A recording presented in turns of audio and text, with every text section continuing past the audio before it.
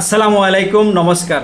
আজিৰ কথাখিনি শুনি হয়তো মোক বহুতে গালি পাৰিব, বেয়া বেয়া কমেণ্ট কৰিব, কিন্তু উপায় নাই, মোৰ কথাখিনি ক'বই লাগিব। কিয়নো অসমৰ সংখ্যালঘু মুছলমানসকল বহু পুৰণি এটা বেমাৰত আক্ৰান্ত, যি বেমাৰৰ কাৰণে অসমৰ সংখ্যালঘু মুছলমানসকল আজিও বিভিন্ন সমস্যাৰে জৰ্জৰিত, বিভিন্ন দিশত পিছপৰা, অনুন্নত, আগুৱাই যাব পৰা নাই। এই বেমাৰটোৰ নাম হ'ল কংগ্ৰেছ। এই কংগ্ৰেছ বেমাৰটো এটা সময়ত অসমৰ বিভিন্ন জাতি জনগোষ্ঠীৰ মাজত বিয়পি আছিল, কিন্তু আজিৰ তাৰিখত অসমৰ প্ৰত্যেকটো জাতি জনগোষ্ঠী কংগ্ৰেছ বেমাৰৰ পৰা সম্পূৰ্ণভাৱে মুক্ত। কিন্তু একমাত্ৰ অসমৰ সংখ্যালঘু মুছলমানসকল আজিও এই কংগ্ৰেছ বেমাৰত আক্ৰান্ত হৈ আছে।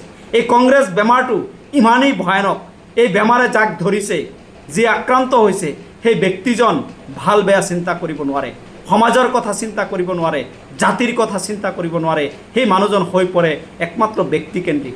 আজি এই ভয়ানক বেমাৰৰ পৰা সংখ্যালঘু সমাজ মুক্ত হ'ব লাগিব। অসমৰ সংখ্যালঘু সমাজৰ সমস্যা সমাধান কৰিব হ'লে, সংখ্যালঘু সমাজ আগুৱাই যাব হ'লে এই কংগ্ৰেছ নামৰ ভয়ানক বেমাৰৰ পৰা সংখ্যালঘু সমাজ মুক্ত হ'ব লাগিব। গতিকে মোৰ কথাত যদি আপুনি একমত, তেতিয়াহ'লে এটা শ্বেয়াৰ কৰি দিব, এটা গঠনমূলক কমেণ্ট কৰিব। ধন্যবাদ।